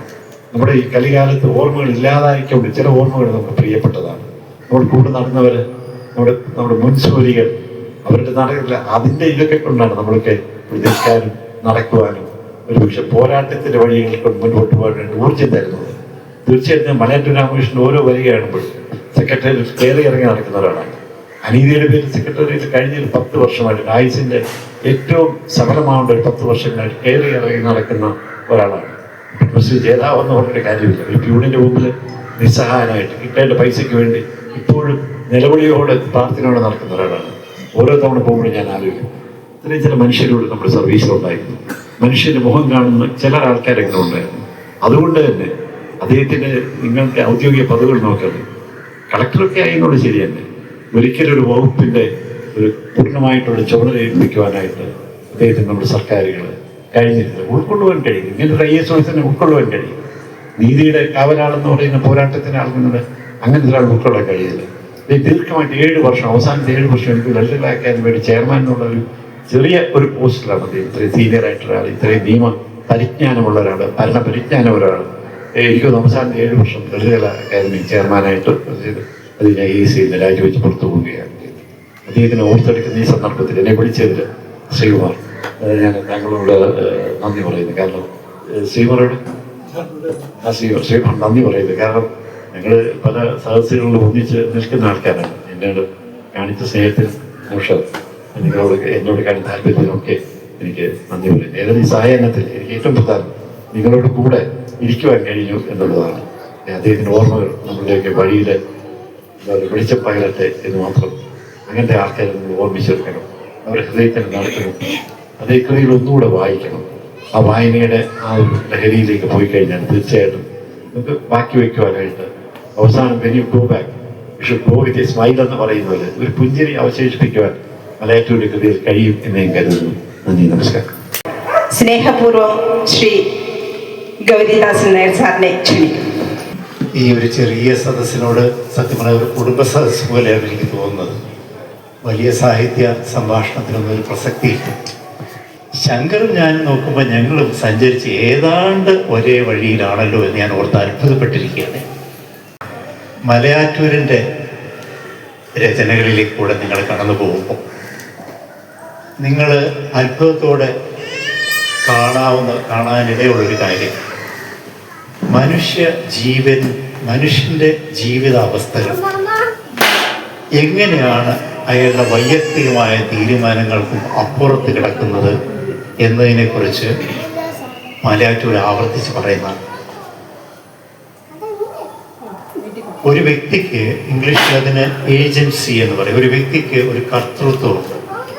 വേണമെന്നും വേണ്ടെന്നും തീരുമാനിക്കാനുള്ള നമ്മുടെ കഴിവിനെയാണ് ഈ വലിയ ഈ ശാസ്ത്രനാമത്തിൽ കൂടെ നിരൂപകരും മറ്റും പറയുന്നു. നമുക്ക് ശരി, തെറ്റ്, ആകാം, വേണ്ട എന്നൊക്കെ പറയാനുള്ളൊരു കരുത്ത്. ഈ കരുത്തിനെ നമ്മൾ നമ്മുടെ ജീവിതത്തിൻ്റെ പല സന്ദർഭങ്ങളിൽ ഇന്നും നേരിടുന്നുണ്ട്. വാർത്തകളിൽ നേരിടുന്നുണ്ട്, നിരന്തരമായിട്ടുള്ള തീരുമാനങ്ങളിൽ നേരിടുന്നുണ്ട്, നമ്മുടെ വ്യക്തി ജീവിതത്തിൽ നേരിടുന്നുണ്ട്. മലയാറ്റൂരിൻ്റെ ഓരോരോ കഥാപാത്രങ്ങളിൽ കൂടെയും ഓരോരോ ജീവിത സന്ദർഭങ്ങളിൽ കൂടെയും കടന്നു പോകുമ്പോൾ ഈ വ്യക്തിയും സാഹചര്യവും, വ്യക്തിയും അതീതമായ ശക്തികളും, വ്യക്തിയും ഘടനാപരമായിട്ടുള്ള സംവിധാനങ്ങളും ഇതെല്ലാമായിട്ടുള്ള നിരന്തരമായൊരു സംഘർഷത്തിൽ കൂടെ കടന്നു പോകുന്ന ഒരു മനുഷ്യനെ നമുക്ക് കാണാൻ കഴിയും. ഇപ്പൊ ഇവിടെ പറഞ്ഞ പോലെ മലയാറ്റൂരുമായിട്ടുള്ള എൻ്റെ വ്യക്തിബന്ധം നനുത്ത രണ്ട് അല്ലെങ്കിൽ ഘോരമായ രണ്ട് അനുഭവങ്ങളാണ്. ഞാനത് അറിയാതെ ജോണിനോടും ശ്രീമാനോടും പറഞ്ഞു പോയതുകൊണ്ടാണ് ഞാൻ ഇവിടെ നിൽക്കുന്നത്. ഇല്ലെങ്കിൽ ഞാൻ ഇവിടെ വരേണ്ടി വരില്ലേ. ഇവർ വിചാരിച്ചു എനിക്ക് മലയാറ്റിനെ അറിയാം. എനിക്ക് മലയാറ്റിനെ അറിയുകയില്ല. ഞാൻ മാത്രമല്ല, എനിക്കൊരു സെലിബ്രിറ്റിയും അറിയില്ല. സെലിബ്രിറ്റിയുടെ ഡയലോഗത്തിലൂടെ ഞാൻ പോകാറില്ല. വീടിൻ്റെ വരുമ്പോൾ വന്ന് അതൊക്കെ എന്താ പറയുക, നമുക്ക് അതീതമായ ചില കാരണങ്ങള ഒന്ന് പോയി. ഞാൻ ആദ്യമായിട്ട് വായിക്കുന്ന മലയാറ്റൂരിൻ്റെ കൃതി ദ്വന്ദ്വയുദ്ധം എന്ന് പറഞ്ഞ നോവലാണ്. ദ്വന്ദ്വയുദ്ധം അച്ഛൻ ഭദ്രാധിപരായിരുന്ന കുങ്കുമത്തിൽ സീരിയലൈസ് ചെയ്ത് വന്നിരുന്ന നോവലാണ്. അപ്പോൾ ഇവിടെ ദ്വന്ദ്വയുദ്ധമുണ്ട്. അതേ സമയത്ത് എനിക്കുള്ള ആ കാലഘട്ടത്തിൽ തന്നെ ആയിരിക്കണം പറങ്കിമലി എന്നെ പ്രസിദ്ധീകരിച്ചു വരുന്നൊരു കാലമാണ്. വളരെ മലയാള സാഹിത്യത്തിൻ്റെ ഒരു വലിയ പുഷ്കല കാലം എന്ന് പറയാവുന്നൊരു സമയമാണ്. ഞാൻ മുകുന്ദനെ ഒക്കെ വിടുന്നുണ്ട്. കാരണം മുകുന്ദനെയൊക്കെ പിടിച്ചുകൊണ്ട് ശങ്കർ പോയതുകൊണ്ട് എനിക്ക് കിട്ടിയില്ല. ഞാനതുകൊണ്ട് മാത്രമല്ല, നമ്മളെങ്ങനെയാണ് രൂപീകരിക്കപ്പെടുന്നത്? നമ്മൾ രൂപീകരിക്കപ്പെടുന്നത് നമ്മുടെ ഈ ചെറിയ കൂട്ടത്തിൽ നമ്മൾ നിൽക്കുന്ന ചില സ്ഥലത്തെ ചില സംഭാഷണ ശകലങ്ങളിൽ കൂടെയാണ് നമ്മുടെയും ലോക വീക്ഷണം രൂപപ്പെടുന്നത്. അപ്പോൾ ഞാൻ ശ്രദ്ധിച്ച ഒരു കാര്യം, ഇതിലൊക്കെ അറിയാതെ അച്ഛൻ എന്നുള്ള പ്രയോഗം വരുന്നെങ്കിൽ അതിൻ്റെ ഒരു പ്രത്യേക കാരണമേ ഉള്ളൂ. ഏത് തരം മനുഷ്യനായാണ് ഞാൻ മാറിയത്, അല്ലെങ്കിൽ ഏത് തരം വായനക്കാരനായാണ് ഞാൻ മാറിയത്, ഏത് തരം എഴുത്തുകാരനെയാണ് ഞാൻ മലയാറ്റൂരിൽ കണ്ടത് എന്ന് പറയാൻ വേണ്ടി മാത്രമാണ്. അതിനപ്പുറത്തൊരു പ്രസക്തിയായിരിക്കാം. അപ്പം ഞാൻ കാണുന്ന എൻ്റെ അച്ഛൻ എന്ന് പറയുന്നത് മലയാറ്റൂരിൻ്റെ അടുത്ത സുഹൃത്താണ്, അത് വേറെ കാര്യം. അതിനപ്പുറത്ത് ഞാൻ കാണുന്ന അച്ഛൻ മലയാറ്റൂരും അച്ഛനും തോപ്പിൽ ഭാസിയും വയലാർ രാമവർമ്മയും എല്ലാം കെ എസ് ചന്ദ്രനും ഒക്കെ അടക്കമുള്ള ആളുകൾ, കെ ആനന്ദക്കുറുപ്പും ഒക്കെ അടക്കമുള്ള ആളുകൾ അനുഭവിച്ച ഒരു വലിയ ദുരന്ത ബോധത്തിൻ്റെ പശ്ചാത്തലത്തിലാണ് ഞാൻ വളരുന്നത്. അത് കണ്ടുകൊണ്ടാണ് പറയുന്നത്. അത് കമ്മ്യൂണിസത്തിൻ്റെ തകർച്ചയെ കുറിച്ചിട്ടുള്ള ദുരന്ത ബോധമാണ്. 1964 കമ്മ്യൂണിസ്റ്റ് പാർട്ടി തുടരുന്നത് ഒരു വലിയ സ്വപ്ന തകർച്ച അനുഭവിച്ച മനുഷ്യനാണ് ഇവർ. ആ സ്വപ്ന തകർച്ചയെ മധ്യത്തിൽ ജീവിതത്തിൻ്റെ അരാജകമായ സാധ്യതകൾ തേടിയുള്ള പോക്കിൽ ഒക്കെ സ്വന്തം അനുഭവത്തിൽ നിന്ന് ആ ഒരു ദുരന്തത്തെ അനുഭവിച്ച് തീർത്തവരാണ് എല്ലാം. ഒരുതരം തീവ്രമായിട്ടുള്ള പ്രതികാര ബുദ്ധിയോടെ, ഒരുപക്ഷെ അതിൻ്റെ ഒരു ഇരയാണ് ശരത്ത്. നിങ്ങൾ ശരത്ചന്ദ്ര വയലാർ ശരത്ചന്ദ്ര വർമ്മ എന്ന് പറയുമ്പോൾ അവൻ യഥാർത്ഥത്തിൽ അവൻ്റെ കാമ്പിൽ എന്താണെന്നുള്ളത് അറിയാവുന്ന ഒരാളാണ്. കേരളത്തിൻ്റെ കമ്മ്യൂണിസ്റ്റ് പാർട്ടിയുടെ നടുനായകത്വം വഹിച്ചിരുന്ന എം.എൻ. ഗോവിന്ദൻ നായരുടെ കുടുംബത്തിൽ സംഭവിച്ച ദുരന്തം എന്താണെന്ന് തിരിച്ചറിയുമ്പോഴേ ആ ദുരന്തത്തിൻ്റെ വ്യാപ്തി ആടുന്നു. നമ്മൾ വിജയിച്ചവരെ മാത്രമേ കണ്ടുള്ളൂ, മന്ത്രിമാരായവരെ മാത്രമേ കണ്ടുള്ളൂ, ആവർത്തിച്ച് MLA-മാരായവരെ മാത്രമേ കണ്ടുള്ളൂ. വീണ്ടും ഈ ഒരു തരത്തിൽ വിപ്ലവത്തിന് എത്ര രൂക്ഷമായിട്ടും നിശ്ചിതമായിട്ടുമാണ് മലയാറ്റൂർ തൻ്റെ കൃതികളിൽ വിപ്ലവ വായാടിത്തത്തെ നിരന്തരം വിമർശിച്ചിട്ടുണ്ടെന്ന് അറിയണമെങ്കിൽ പോയി നമുക്ക് വീണ്ടും വായിക്കാം ഓരോരോ പുസ്തകവും. വേരുകൾ തന്നെ യന്ത്രം, ഏണിപ്പടിയിലെ കേശവപിള്ളയെ പോലെ ഈ യന്ത്രത്തിലേക്ക് വരുമ്പോഴത്തേക്കും ബാലേന്ദ്രനിലേക്ക് വരും. ഏണിപ്പടിയിലെ കേശവപിള്ളയും ഒരല്പം ഒരു 10 വർഷത്തിന് ഇപ്പുറത്തുള്ള യന്ത്രത്തിലെ ബാലചന്ദ്രനും കടന്നു പോകുന്നതും അവരനുഭവിക്കുന്നതും അവർ വെട്ടിപ്പിടിക്കാൻ ശ്രമിക്കുന്നതും ഒരേ അധികാരം തന്നെയാണ്. എന്നിട്ട് ഈ അധികാരം വെട്ടിപ്പിടിക്കുന്നതിൻ്റെ ഭാഗമായിട്ട് അവർ കാട്ടിക്കൂട്ടുന്ന നൃശംസതകൾ, നിഷ്ഠൂരതകൾ, ക്രൂരമായിട്ടുള്ള ജീവിത സമീപനങ്ങൾ, അവർ സ്വീകരിക്കുന്ന ജീവിത സമീപനങ്ങൾ, പൊള്ളയായ ഒരു ജീവിതം, ഇതിനെക്കുറിച്ചിട്ടൊക്കെ നമുക്ക് ആലോചിക്കുമ്പോൾ നമ്മൾ അവിടെ വെച്ചിട്ട് നമ്മൾ കാണുന്നൊരു കാര്യം, മലയാറ്റൂര് ഒരു മനുഷ്യൻ തൻ്റെ കഥാപാത്രത്തിൻ്റെ വ്യക്തിനിഷ്ഠമായ അല്ലെങ്കിൽ വ്യക്തിനിഷ്ഠമായ കർത്തൃത്വ ബോധത്തെ വെളിവാക്കുന്ന മുഴുവൻ ഈ വെട്ടിപ്പിടിക്കലിൻ്റെ തലത്തിൽ. മറ്റെല്ലാവരും നിരാശരും വളരെ എന്താ പറയുക നിസ്സഹായനുമായി ഇതിൻ്റെ എല്ലാ ഇരകളായി നിൽക്കുന്നത് കാണാൻ കഴിയും. 1981 തൻ്റെ രാജിക്കത്തിൽ മലയാറ്റൂര് എഴുതി വെച്ചിട്ട് പോകുന്ന ഈ അനുഭവം തന്നെയാണ്. ഇത് തന്നെയാണ് ജെയിംസ് എന്ന കഥാപാത്രം യന്ത്രത്തിലും എഴുതി വെച്ചിട്ട്. ഒരേ വാചകം. ആനുഷികമായി പറയട്ടെ, ഈ അവസാനം ഗുരുവായൂർ ദേവസ്വം ബോർഡിൻ്റെ അധ്യക്ഷ സ്ഥാനമാണെന്ന് തോന്നുന്നു അദ്ദേഹം രാജിവെക്കുന്നത്. പി കെ കെ വാസുദേവൻ നായർ CPI സംസ്ഥാന സെക്രട്ടറി ആയിരിക്കുകയാണ്. വാസു എന്ന് പറഞ്ഞ് അദ്ദേഹം എഴുതിയൊരു കത്തുണ്ട്. മലയാള മനോരമ പിറ്റേ ദിവസത്തെ 1-ാം പുറത്ത് പ്രസിദ്ധീകരിച്ചു എന്നാണ് ഓർമ്മ. ഈ കത്ത് അദ്ദേഹം എഴുതി അതിൻ്റെ കോപ്പി വരുമ്പം ഞാൻ ഇന്ത്യൻ എക്സ്പ്രസ്സിൽ 85 ഞാൻ ഇന്ത്യൻ എക്സ്പ്രസ് റിപ്പോർട്ടറായിട്ട് ജോലി ചെയ്യുകയാണ്. എൻ്റെ അന്നത്തെ ബ്യൂറോ ചീഫായിട്ടുള്ള ഗോവിന്ദൻകുട്ടിയുടെ കയ്യിലേക്കാണ് ഈ കത്ത് വരുന്നത്, കത്തിൻ്റെ കോപ്പി വരുന്നത് പത്രത്തിൽ പ്രസിദ്ധീകരിക്കാനായിട്ട്. അപ്പോൾ അതിങ്ങനെ വായിച്ചിട്ട് ഗോവിന്ദൻകുട്ടി സാറ് അതേക്കുറിച്ച് പറയുന്നത്, ഞങ്ങൾ അതേക്കുറിച്ച് ചർച്ച ചെയ്യുന്നൊക്കെ ആലോചിക്കുമ്പോൾ ആളുകൾക്ക് തോന്നാം എന്തിനു മലയാറ്റൂരിൽ ഇറങ്ങിപ്പോയി. സത്യം പറയാം, PK വാസുദേവൻ മരിക്കുന്നവർ അദ്ദേഹത്തിന് ചോദിച്ചാൽ അദ്ദേഹത്തിന് അതിന് കാരണം പറയാൻ കഴിയില്ല. കാരണം അങ്ങനെ തൊട്ട് പറയാവുന്നൊരു കാരണത്തിലല്ല രാജിവെച്ചത്. പക്ഷേ ഒരു തരം ഇതം നമ്മ എന്ന് പറയുന്ന പോലെ ഇതെനിക്കല്ല, ഇതെൻ്റേതല്ല, ഇതെനിക്ക് വേണ്ട എന്ന് പറഞ്ഞിട്ട് ഇറങ്ങിപ്പോകുന്ന ഒരു രീതി മലയാറ്റൂർ. എൻ്റെ ജീവിതത്തിൻ്റെ പല സന്ദർഭങ്ങളിലും അദ്ദേഹം സ്വീകരിച്ച അത്തരം ഒരു രീതി ആയിരുന്നില്ല. അതിന് വ്യക്തിപരമായ കാരണങ്ങളിലേക്കൊന്നും ഞാൻ കടക്കുന്നതിൽ എനിക്ക് അറിയില്ലാത്തതുകൊണ്ടാണ്.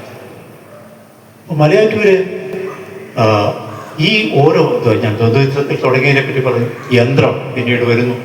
യന്ത്രം ബൃഹത്തായിട്ടൊരു ക്യാൻവാസാണ്. ഇത്രയും വലിയൊരു ക്യാൻവാസിലാണ് അദ്ദേഹം വളരെ ബലിഷ്ഠരായിട്ടുള്ള കഥാപാത്രങ്ങളെ സൃഷ്ടിച്ചത്. ഈ ബലിഷ്ഠരായ കഥാപാത്രങ്ങളിൽ തന്നെ വളരെ കരുത്തുള്ള കഥാപാത്രങ്ങളെ സൃഷ്ടിച്ചിട്ടുണ്ട്. ഒരു കഥാപാത്രത്തെ ഒരു നോവലിൻ്റെ ആദ്യ അധ്യായത്തിൽ നിന്ന് അവസാന അധ്യായം വരെ യാത്ര ചെയ്യിച്ചെത്തിക്കുക എന്ന് പറയുന്ന ചെറിയ കാര്യം. ആ യാത്രക്കിടയിൽ അവർ കടന്നു പോകുന്ന, അവർ വളരുന്ന, തളരുന്ന, വികസിക്കുന്ന, ചുരുങ്ങിപ്പോകുന്ന എത്രയോ സന്ദർഭങ്ങളിൽ കൂടെയാണ് നോവൽ പോകുന്നത്. ഈ പോക്ക് നമ്മൾ കാണും. ഈ പോക്കിൽ ഈ നോവലുകളിൽ ഓരോന്നിലും കാണുന്നത് ഒരുതരം ട്രഡീഷനും മോഡേണിറ്റി, അതായത് പാരമ്പര്യവും ആധുനികതയും തമ്മിലുള്ള ഒരു സംഘർഷം നടക്കണം. അത് കഥാപാത്രങ്ങളുടെ ഉള്ളിൽ നടക്കുന്നുണ്ട്. രഘു എന്ന് പറയുന്ന വേരുകളിലെ കഥാപാത്രം ഈ ഒരു സംഘർഷത്തിൻ്റെ മുന്നിൽ നിൽക്കുന്ന നമ്മൾ ആദ്യം തന്നെ കാണുന്നത്. വേരുകളാണോ എന്ന് എനിക്കറിഞ്ഞുകൂടാ. അവസാനിക്കുന്നത് രഘു കാർ ഇടത്തോട്ട് തിരിച്ചു എന്നൊരു വാചകത്തിലാണെന്നാണ് എൻ്റെ ഓർമ്മ. അത് 5 സെന്റിൻ്റെ അവസാനമാണോ വേരുകളുടെ ആണോ എന്ന് എനിക്ക് ഓർമ്മയില്ല. രണ്ടിലൊരു നോവലിൻ്റെ അവസാനത്താണ് ഒരു തീർപ്പ്. അവസാന നിമിഷത്തിൽ തൻ്റേതായ ഒരു തിരിച്ചറിവിലേക്കും ഒരു തീർപ്പിലേക്കും എത്തിയ ശേഷം കാർ ഇടത്തോട്ട് തിരിക്കുന്ന ആ കർത്തൃത്വമാണ്.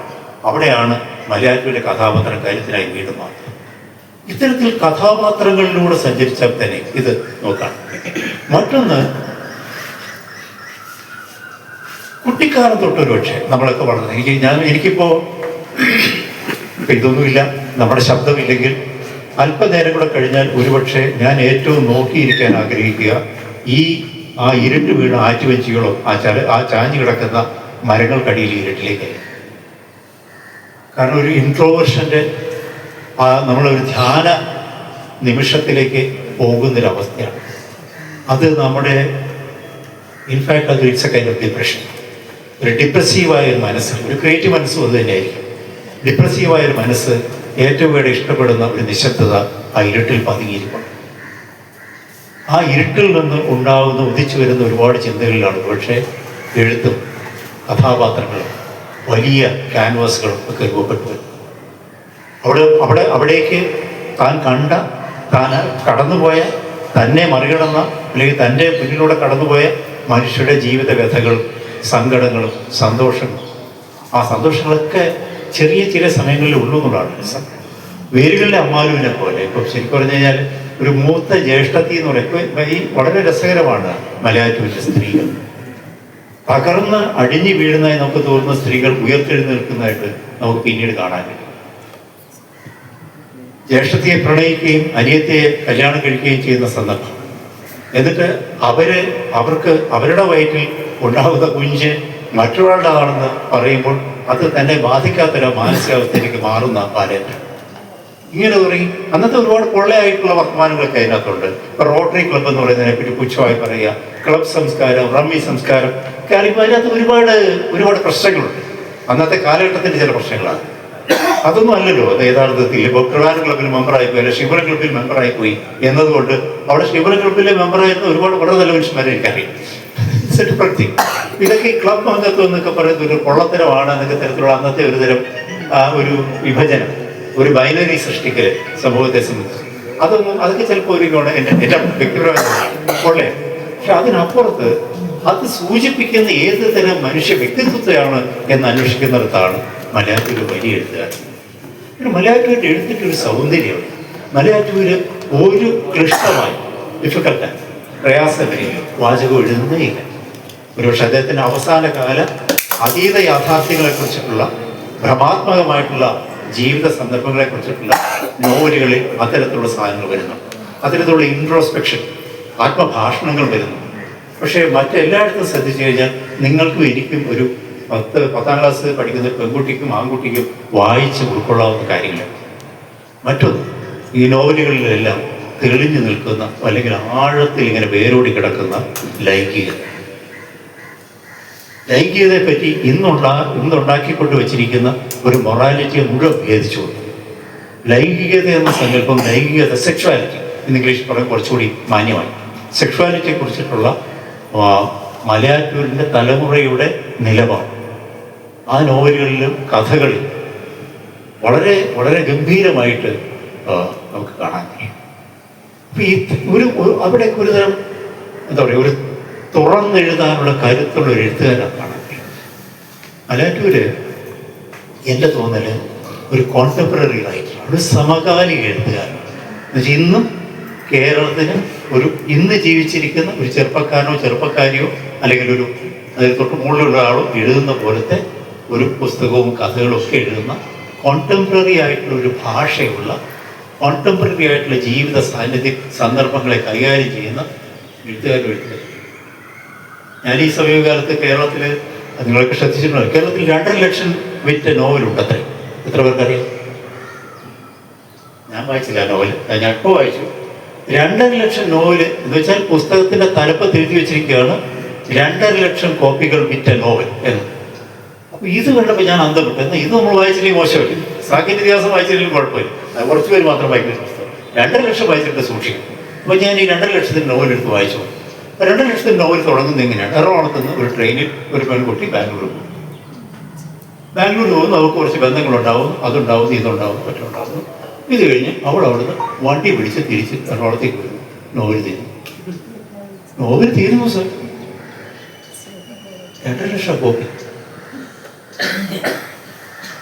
അത് കഴിഞ്ഞ് നോക്കുമ്പോൾ രണ്ടാമത്തെ നോവൽ എനിക്ക് എന്നോട് തന്നെയാണ് ഇഷ്ടം, അങ്ങനെ എന്താണ് പുസ്തകമാണ് എൻ്റെ പേര്. അതും ഇതുപോലൊരു സാധനം. അതിനകത്ത് എന്താ പറയുക, നമ്മൾ ഈ ഒരു ചുമ്മാ ഒരു കടലാസ് ഇങ്ങനെ പടർത്തിയിട്ട് അതിനെത്ര ആഴം, ചുമ്മാ നിരത്തി വിരിച്ച് അതിലപ്പുറത്തേക്ക് ഒന്നും മുകളിലേക്ക് ഒന്നുമില്ല, ഒരു ഉയരവുമില്ല, ഒരു ആഴവും. ഇതാണ് ഇപ്പോൾ വായിക്കപ്പെടുന്നത്. സത്യം പറഞ്ഞാൽ വായന എന്ന് പറയുന്നത് ഒരു ഭീകരമായ അവസ്ഥയിൽ കൂടെ കടന്നു പോകുന്ന കാലത്താണ്. കാരണം ഞാനിപ്പോൾ അതിന് വേറൊരു ചെറിയ ഉദാഹരണം പറയാം. ഞാൻ ആളുകൾ വിലയിരുത്താൻ ഇപ്പോൾ ഒരു പുതിയ വിദ്യ ലഭിച്ചിട്ടുണ്ട്. അങ്ങനെ പോകണമെങ്കിൽ ഇത് കൂടെ കേട്ടിട്ട് പോയാൽ മതി. ആളുകളെ വിലയിരുത്താനുള്ള ഏറ്റവും നല്ല വഴി എന്താണെന്ന് വെച്ചാൽ അവരെ ഫോൺ ചെയ്യുമ്പോൾ അവരുടെ റിംഗ് ടോൺ നമുക്ക് കേൾക്കാം. ആ റിംഗ് ടോണിൽ നിന്ന് അറിയാം ഇതാരാ കൂടിയത് എന്ന് വെച്ചാൽ യഥാർത്ഥത്തിൽ ആരാ. അത് ഞാൻ ശ്രദ്ധിച്ചൊരു കാര്യം വെച്ചാൽ എല്ലാവരും നമ്മൾ കൂടുതൽ പാട്ടുകാർ ഒരുപാട് പേരുണ്ട് നമ്മുടെ ഇടയിൽ, അതുപോലും ഇല്ലാത്തവരുണ്ട്, നന്നായിട്ടും അതുപോലും ഇല്ലാതെ നന്നായി പാട്ട് ആസ്വദിക്കുന്നവരുണ്ട്. ഞാൻ ശ്രദ്ധിച്ചൊരു കാര്യം വെച്ചാൽ ഭക്തികീർത്തനമാണ് അപ്പം തന്നെ നമുക്കറിയാം ഇത് ഉറപ്പായും ഭാര്യയും നിരന്തരം വിളിച്ചുകൊണ്ടിരിക്കുന്ന ഒരു പാർട്ടിയാണ്. കാരണം അവൾ വിളിക്കുമ്പോഴൊക്കെ ഹരിവരാസനം വിശ്വമോഹനം കേൾക്കും, അവൾക്കൊരു തെറ്റിദ്ധാരണയില്ല, പ്രശ്നം തീർക്കും. പക്ഷെ ചില വിദ്വാന്മാരുണ്ട്, നമ്മുടെ ജാസി ഗിഫ്റ്റ് നല്ല ഗായകനാണ്, പക്ഷെ ജാസി ഗിഫ്റ്റ് പാട്ടിൻ്റെ ഒരൊറ്റ വഴി കൂടെ മാത്രമേ സഞ്ചരിച്ചു പോകുന്ന ഒരു ചെറുപ്പക്കാരൻ. ഇപ്പം അയാൾക്ക് എൻ്റെയൊക്കെ പ്രായം ഉണ്ടാവുകയും.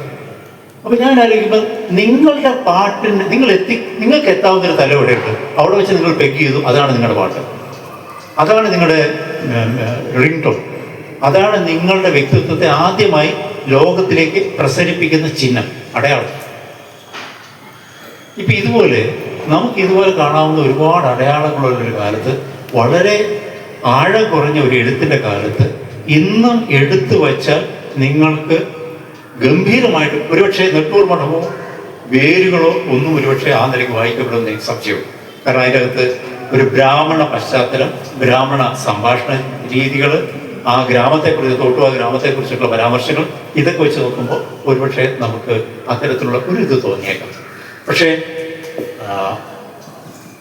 ബാക്കി എല്ലാ നോവലുകളും ആധുനികമായ ജീവിത സന്ദർഭങ്ങളെ പ്രത്യേകിച്ച് കഥകൾ, ബ്രിഗേഡിയർ കഥകളടക്കമുള്ള കഥകൾ എല്ലാം ആധുനികമായ ജീവിത സന്ദർഭത്തേക്കുള്ളേയും അവിഹിത ബന്ധം, അതിലുണ്ടാകുന്ന കുഞ്ഞ്, അത് മറച്ചു വയ്ക്കാനുള്ള പാട്, ഇങ്ങനെ തുടങ്ങി ഇന്ന് ജീവിതത്തിൽ നിങ്ങളുടെ കൺവെട്ടത്തും കാണാമറയത്തും ഇന്ന് കേരളം ജീവിക്കുന്ന ജീവിതത്തിൻ്റെ ഒരുപാട് മുഖഭാഗ ചിത്രങ്ങൾ അതിനകത്ത് മറഞ്ഞും മാഞ്ഞും തെളിഞ്ഞും ഒക്കെ കാണാൻ കണ്ണു വേണം.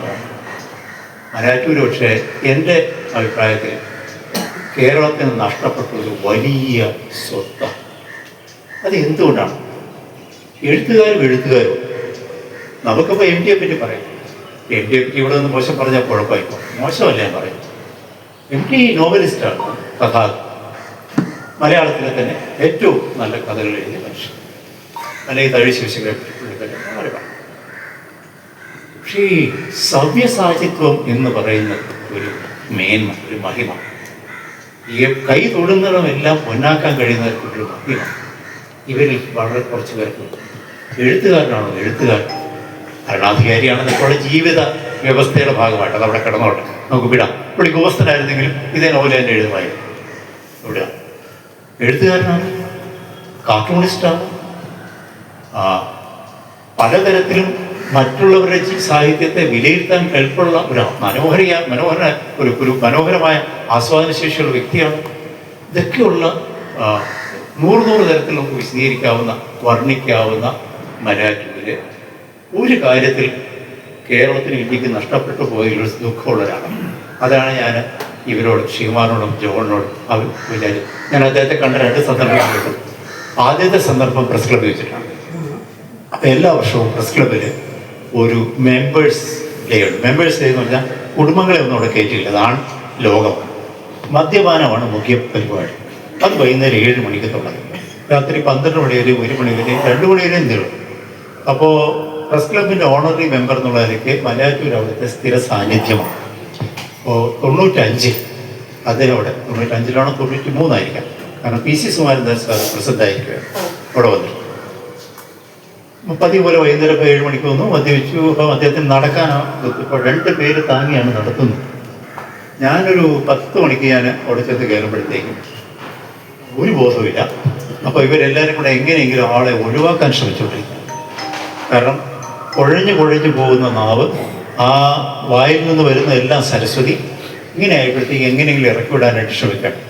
മനുഷ്യനെ പറ്റിയ മനുഷ്യനാണ്, മനുഷ്യൻ എന്ത് പറയും? അപ്പോൾ ഈ ഞാൻ ചെന്ന് പ്രസ് ക്ലബിൻ്റെ പത്രസമ്മേളനം നടക്കുന്ന ഒരു ഹാളുണ്ട്, വാതിലുണ്ട്. ഞാൻ ആ വാതിൽക്കലേക്ക് കയറുമ്പോൾ ഇങ്ങനെ താങ്ങി പിടിച്ചിട്ട് ഐ വാണ്ട് 1 more drink എന്ന് പറയും എന്നാണ് പറയുന്നത്. ഉടനെ ഞാൻ ഈ ഡോർ തുറന്നേരെ ഞാനും ഭാരമാക്കി, ഞാൻ കൊടുക്കണ്ട, ഇൻവോളണ്ടറി ഇനി കൊടുക്കണ്ട. കാരണം എനിക്ക് കണ്ടത് സങ്കടവും എൻ്റെ അച്ഛൻ തന്നെ ഇറങ്ങി വരും. സത്യത്തിൽ മനസ്സിൽ ഞാനത് ഇനി കൊടുക്കണം, ഈ കൊടാം. പിന്നെ പറഞ്ഞൊരു വാക്ക് മലയാളത്തിൽ നല്ലൊരു പച്ചത്തെറിയ. ഞങ്ങൾ മുഖാമുഖം നടത്തിയ ആദ്യ സംഭാഷണം അതായിരുന്നു. ഇത് കഴിഞ്ഞ് 95 ഹിന്ദുവിൻ്റെ തിരുവനന്തപുരം എഡിഷൻ തുടങ്ങും. അപ്പോൾ അതിലേക്ക് എഡിഷൻ തുടങ്ങുമ്പോൾ എല്ലാ പത്രങ്ങളും പല വിക്രിയകൾ കാണിക്കും. ഞങ്ങളാണ് ഇവിടുത്തെ മുതലാളിമാരെന്ന് അറിയിക്കാൻ വേണ്ടി മനോരമ ആറ്റുകാൽ പൊക്കാൽ ഏറ്റെടുക്കും, വേറെ എന്തെങ്കിലും ഏറ്റെടുക്കും. അങ്ങനെ വെട്ടുകാട് മാതൃദേവൂസിൻ്റെ വേറൊരു കൂട്ടർ ഏറ്റെടുക്കും.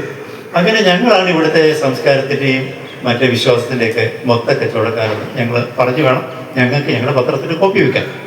അപ്പോൾ ഞങ്ങൾ ഇവിടുത്തെ മഹാന്മാരെയൊക്കെ കൂടെ തട്ടിക്കൂട്ടാനായിട്ട് ശ്രമിച്ച്. അപ്പോൾ രംഗമണി എന്ന് പറഞ്ഞിട്ട് അദ്ദേഹം രാവണനാണ്. അപ്പോൾ അദ്ദേഹം നമുക്ക് മലയാറ്റൂരിനെ അദ്ദേഹത്തെ കൊണ്ട് ലേഖനം എഴുതുക. എൻ്റെ ഫ്രണ്ടാണ്. എൻ്റെ ഫ്രണ്ടെന്ന് വെച്ചാൽ ഒരിതാണ് കൂട്ടുകെട്ട്. അപ്പോൾ എൻ്റെ അച്ഛൻ നല്ല മദ്യപാനിയാണ്. അതുകൊണ്ട് മറ്റൊരാൾ മദ്യപാനിയാണെന്ന് പറയുന്നതിൽ എനിക്ക് യാതൊരു പ്രശ്നം. ഞാനും നല്ല മദ്യപാനിയാണ് ഇപ്പോഴും. അപ്പോൾ അദ്ദേഹം വിളിച്ചു, Rangamani you come but bring a pint with you. Pint എന്ന് പറഞ്ഞാൽ അരക്കുപ്പി മദ്യം എന്നാണ് പച്ച മലയാളം. ഒരു അരക്കുപ്പി മദ്യമായിട്ടേക്ക് പോരാ. അപ്പോൾ പുള്ളി പറഞ്ഞു, ഗൗരി ഇങ്ങനെ പറഞ്ഞു. ശരിയെന്ന് പറഞ്ഞാൽ ഞങ്ങൾ 4 പേര്, പിന്നീട് എൻ്റെ ചീഫ് ഓഫ് ബ്യൂറോ ആയ KM തമ്പി, ഞാൻ 3 രംഗമണി ഞങ്ങൾ ചെല്ലുന്നു. ഈ പറഞ്ഞ അദ്ദേഹത്തിൻ്റെ ആ സ്വീകരണ മുറി. ഇപ്പോൾ മണി 10 ആയിട്ടുള്ള 10 അകത്ത് മണി. അപ്പോൾ ഒരു പൈൻറ്റ് റമ്മ പൊതിഞ്ഞ് ഇങ്ങനെ കൈ പിടിച്ചിട്ടുണ്ട് ഞാൻ. പട്ടേ സാധനം കൊടുത്തിട്ടുണ്ടോ? ഇദ്ദേഹം എനിക്ക് എഴുതാനൊന്നും പറ്റില്ല, ഞാൻ ഡിക്റ്റേറ്റ് ചെയ്യാം, നിങ്ങൾ ആരെങ്കിലും ആൾ എഴുതിക്കോണം. സ്വാഭാവികമായിട്ടും ജൂനിയർ മോസ്റ്റ് ആളെന്നുള്ള എനിക്ക് എൻ്റെ നിലയിലാണ്. ഞാൻ തയ്യാറായപ്പോൾ ഞാൻ പേനയൊക്കെ എടുത്ത് റെഡിയാക്കും. അപ്പം നല്ല ക്ലാരിറ്റിയോടെ 1946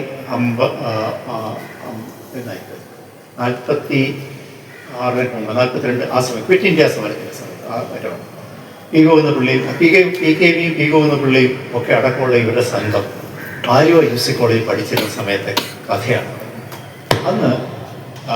അന്നത്തെ ബ്രിട്ടീഷ് സർക്കാരിൻ്റെ ഒരു പ്രതിനിധി ഇന്ത്യയിലേക്ക് വരികയാണ്. അപ്പോൾ അദ്ദേഹം ഇന്ത്യ വിട്ട് പോകണം എന്ന് പറഞ്ഞൊരു ക്യാമ്പയിൻ നടന്നു. ഇവരെന്തായെന്ന് വെച്ചാൽ ഇവരെല്ലാവരും കൂടെ കോൺഗ്രസിൻ്റെ കൊടിയുമായിട്ട് ആലുവ യൂസി കോളേജ് കുന്നിലേക്ക് ഓടിക്കയറി ഒക്കെ ഭയങ്കര വിപ്ലവകരമായ പ്രവർത്തനമാണ്. അപ്പോൾ ഇവരെല്ലാം കമ്മ്യൂണിസ്റ്റ് അനുഭാവികളായ ചെറുപ്പക്കാർ ഇവരും കൂടി മറ്റൊക്കെ എടുത്ത് ഓടിക്കയറിയിട്ട് ഇതിൻ്റെ മുന്നിൽ വെച്ചു അതിനെ മുകളിൽ നാട്ടി അവിടെ ഉത്തരവാദിത്തം എല്ലാത്തിനും കൊണ്ടുപോയി അറസ്റ്റ് ചെയ്തു. ഇത് പറയുക അപ്പോൾ തുടങ്ങുന്നത് നല്ല ക്ലാരിറ്റിയോടെയാണ്. ഓരോ പെഗ് ചെല്ലുന്തോറും ക്ലാരിറ്റി താഴേക്ക് പോയിക്കൊണ്ടിരിക്കുകയാണ്. അവസാനമായപ്പോഴത്തേക്കും ഈ ലേഖനം അവസാനിക്കുമ്പോഴത്തേക്കും എനിക്കൊന്നും മനസ്സിലാവും. ഞാൻ ആകെ വിഷമിച്ച് ഞാൻ കേൾക്കുന്നതൊക്കെ ഞാനിങ്ങനെ കുറിച്ച് പോകും. പക്ഷെ ഞാനിത് കൊണ്ടുപോയിരുന്ന് ഞാൻ ഒരു വിധത്തിൽ എഴുതി തീർത്തു. ഞാൻ ശൃംഗമണിയെക്കൊണ്ട് ഇദ്ദേഹത്തെ വായിച്ച് കേൾപ്പിച്ചു. അതൊന്നും കർഷണം. പക്ഷെ എൻ്റെ അടുത്ത് ചോദിച്ചാൽ ഞാൻ മലയാളികൾ എഴുതിയതിൽ ഏറ്റവും മനോഹരമായ കോളം പക്ഷേ ഇന്ത്യക്ക് നഷ്ടപ്പെട്ട ഒരു ബ്രില്യൻ കോളമിസ്റ്റാണ്, റൈറ്ററാണ് മലയാളം. ഞാൻ വളരെ ചുരുക്കം പേരെ മാത്രമേ ഓഫ്കോഴ്സ് ഗോപി വിജയനെ പറ്റി പറയാം. ഇംഗ്ലീഷിലും മലയാളത്തിലും ഒരേപോലെ എഴുതിയിരുന്ന മനുഷ്യനാണ്. ഡൽഹിയിലായിരുന്നു. ഇവിടെ ഞാൻ അങ്ങനെ കണ്ടിട്ടുള്ളത് അത്യപൂർവമായ സന്ദർഭങ്ങളിൽ ആണെങ്കിലും പോൾ സക്കറിയ ഇംഗ്ലീഷിൽ ഇത്രയും മനോഹരമായിട്ട് എഴുതുന്നത് എനിക്കറിയില്ലായിരുന്നു. പക്ഷെ നിങ്ങൾ തിരിച്ചുപോയി ഇന്ത്യൻ എക്സ്പ്രസിൻ്റെ അല്ലെങ്കിൽ ടൈംസ് ഓഫ് ഇന്ത്യയുടെ ആണെന്ന് എനിക്കറിയില്ല. പഴയ രംഗങ്ങൾ നോക്കിയാൽ മാധവിക്കുട്ടി മരിച്ച അന്ന് അദ്ദേഹം എഴുതിയ ഒരു ലേഖനം, അത് പിറ്റേ ദിവസം ഇതിൽ വന്നു ഈ പത്രത്തിൽ. അത് ഇത്ര തന്നെ ശ്രദ്ധേയമായി. അപ്പോൾ ഇവിടെയൊക്കെ കോളമിസ്റ്റ് എന്നുള്ളതിലേക്ക് ഒരു വലിയ ഒരു ധന്യത കയ്യിലുണ്ടായിരുന്ന മനുഷ്യൻ അദ്ദേഹം അത് നഷ്ടപ്പെടുത്തി. പൊതുവിൽ തന്നെ ഞാൻ ഒരുപാട് സമയം എടുത്തോന്ന് എനിക്കറിയില്ല. മലയാറ്റൂരിനടക്കമുള്ള ആ തലമുറയെ മലയാറ്റൂർ എഴുതി. മലയാറ്റൂർ ഒരുപാട് വളരെ കനമുള്ള കൃതികളെ, പക്ഷേ മലയാറ്റൂര് അതിനപ്പുറത്തുള്ളൊരു എഴുത്തുകാരൻ, എഴുതിയതിനപ്പുറത്തുള്ളൊരു വ്യക്തിയാണ് മലയാറ്റൂർ. അത് മനസ്സിന് ഏറ്റ ഒരു സാമൂഹിക രാഷ്ട്രീയ ക്ഷതത്തിൻ്റെ ഫലമായി മലയാറ്റൂരടക്കമുള്ളവർക്ക് ജീവിതത്തോട് ഉണ്ടായ ഒരു വലിയ ഒരു വിരക്തിയെന്നോ ഒരു വിരുദ്ധതയെന്നോ ഒക്കെ പറയാവുന്ന അനുഭവം അവരുടെ എഴുത്തിനെ ബാധിച്ചു എന്ന് വേണം കരുതാൻ. മലയാറ്റൂരിനെ സംബന്ധിച്ചിടത്തോളം തൻ്റെ തൊഴിൽ മേഖലയിൽ അദ്ദേഹം കണ്ട പൊള്ളത്തരങ്ങളും കുതികാൽ വെട്ടുകളും എല്ലാം തന്നെ മലയാറ്റൂരിനെ അതിലേറെ സങ്കടപ്പെടുത്തി എന്നുള്ളത് നമുക്കറിയാം. പക്ഷെ അതിനെല്ലാം ഒരു തരത്തിൽ അദ്ദേഹം സബ്ലിമേറ്റ് ചെയ്ത് ഉദാത്തവൽക്കരിച്ചത് തൻ്റെ നോവലുകളിലൂടെ, തൻ്റെ കഥകളിലൂടെ കേരളത്തിൽ വളർന്നു വരുന്ന ഒരു പുത്തൻ സൊസൈറ്റി കൾച്ചറിനെ കുറിച്ചിട്ടുള്ള വിമർശനാത്മകമായിട്ടുള്ള കഥകളിലൂടെയും ഓർമ്മകളിലൂടെയും അദ്ദേഹം പറയാൻ ശ്രമിച്ചത് ഈ ഉയർന്നു വരുന്ന ലോകം എങ്ങനെയാണ് പലപ്പോഴും മനുഷ്യവിരുദ്ധമാകുന്നത്. ആ മനുഷ്യവിരുദ്ധ ലോകത്തിൽ നിന്ന് അദ്ദേഹം ഒരുപക്ഷെ രക്ഷപ്പെട്ടിരുന്നത് അതീന്ദ്രിയതയുടെ ഒരു ഛായയുള്ള ജീവിത സാധ്യതകളെക്കുറിച്ച് അന്വേഷിച്ചുകൊണ്ടായിരുന്നു. നിരീശ്വരവാദിയായി തുടങ്ങുകയും ഈശ്വരവിശ്വാസിയായി മാറുകയും പിന്നീട് വീണ്ടും നിരീശ്വരവാദിയായി മാറുകയും ഒക്കെ ചെയ്യുന്ന കഥാപാത്രങ്ങളെ അദ്ദേഹം സൃഷ്ടിച്ചു. എപ്പോഴും മലയാറ്റൂർ എന്ന് പറയുന്ന രചനാ മനസ്സിൽ ഇത്തരത്തിലൊരു ഊഞ്ഞാലാട്ടം ഉണ്ടായിരുന്നു എന്നാണ് എൻ്റെ തോന്നുന്നത്. ഒരുപക്ഷെ തൻ്റെ വ്യക്തി ജീവിതത്തിലെ തിരിച്ചടികളുണ്ടാവാം, ഒരുപക്ഷെ രോഗാതുരതകളുണ്ടാവാം, തൻ്റെ സങ്കടങ്ങളുണ്ടാവാം, വ്യക്തിതലത്തിലും തൊഴിൽ മേഖലയിലും ഒക്കെ ഉണ്ടായ സങ്കടങ്ങളുണ്ടാവാം. ഇതെല്ലാം തന്നെ, അതുപോലെ വിശ്വാസ തകർച്ചയുടെ പ്രശ്നങ്ങളുണ്ടാവാം. ഇതെല്ലാം കൊണ്ട് തന്നെ എപ്പോഴും വിശ്വാസത്തിൻ്റെയും അവിശ്വാസത്തിൻ്റെയും ഇടയിൽ ഒരു ഊഞ്ഞാലാടി നിന്നിരുന്നൊരു മനുഷ്യൻ കൂടിയാണ് മലയാറ്റൂർ എന്ന് എനിക്ക് തോന്നിയിട്ടുണ്ട്.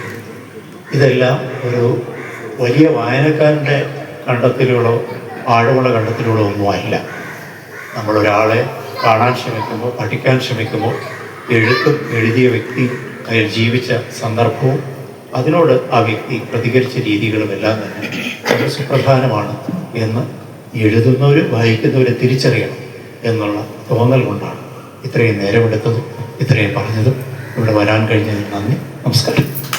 കരമന നദിയുടെ മലിനീകരണം നിയന്ത്രിക്കുന്നതിനും നദിയെ സംരക്ഷിക്കുന്നതിനും വേണ്ടി രൂപീകരിക്കപ്പെട്ട Karamana river bund protection and walkers association president Shri P Swaminathan സമ്മേളനത്തിന് ആശംസകൾ നേർന്നു. സാറ് കേവലം ഒരു കഥാകൃത്തോ അല്ലെങ്കിൽ ഒരു അഡ്മിനിസ്ട്രേറ്ററോ മാത്രമായിരുന്നല്ല, ഒരു പ്രതിഷേധിക്കായിരുന്നു.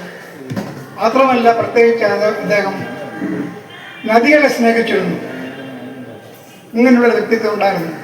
അതുകൊണ്ടാണ് വെള്ളം കയറുന്ന അറിഞ്ഞിട്ട് പോലും അങ്ങൊരു ശാസ്ത്രീയ നഗറിലെ കാറ്റിൻ്റെ കരയിൽ വന്നൊരു സ്ഥലം വാങ്ങിച്ച് വീട് വെച്ച് താമസിച്ചത്. ഞാൻ മനസ്സിലാക്കുന്നത് സമയം കിട്ടുമ്പോഴെല്ലാം അങ്ങനെ നദിയിൽ വന്നിരുന്ന്, നദിയുടെ കരയിൽ വന്നിരുന്ന് നദിയെ രസിക്കുമായിരുന്നു, വിചാരിക്കുമായിരുന്നു. ആ ഒരു കണക്ഷനാണ് ഞങ്ങളെ അദ്ദേഹമായിട്ട് അടുപ്പിക്കുന്നത്. ഞങ്ങളും ഈ നദിയുടെ കരയിൽ വന്നിരുന്ന് പല സ്വപ്നങ്ങളെ കാണാറുണ്ട്. ഈ നദിയിൽ കൂടെ വിക്രാന്ത് നടന്ന് കപ്പൽ ഓടിച്ച് പോകണമെന്ന് പോലും ഞങ്ങൾ ആഗ്രഹിച്ചിട്ടുണ്ട്. ഇങ്ങനെ ആ ഒരു ബന്ധമാണ് ഞങ്ങൾക്കും ശരിക്കും ഒരു മലയാറ്റൂർ രാമേന്ദ്ര സാറുമായിട്ട് ഉണ്ടായിട്ടുള്ളത്. കരമനയാറിൻ്റെ തീരത്തുള്ള ശങ്കർ നഗർ അസോസിയേഷൻ്റെ പ്രസിഡന്റ് ശ്രീ ജി പ്രസന്നകുമാറും ആശംസകൾ അറിയിച്ചു. മലയാറ്റൂർ സാറിൻ്റെ പുസ്തകത്തിനെ പറ്റി എല്ലാവർക്കും അറിയാം. പക്ഷേ മലയാറ്റൂർ സാറിനുമായിട്ട് കണക്റ്റഡ് ആയിട്ടുള്ള ലക്ഷപ്രഭു, യക്ഷി, ചെമ്പരത്തി, ചായം, ഗായത്രി, പഞ്ചമി, പൊന്നി, ശരപഞ്ചരം, ഒടുക്കം, തുടക്കം, ഇങ്ങനെയുള്ള സിനിമയെപ്പറ്റി അറിയുമ്പോഴാണ് മലയാറ്റൂറും ആ സിനിമകളുമായിട്ടുള്ള കണക്ഷൻ നമുക്ക് മനസ്സിലാകുന്നത്. അനുസ്മരണ ചടങ്ങിൽ പങ്കെടുത്ത എല്ലാവർക്കും ഭരണസമിതി അംഗം ശ്രീ ജോൺ തോമസ് നന്ദി അറിയിച്ചു.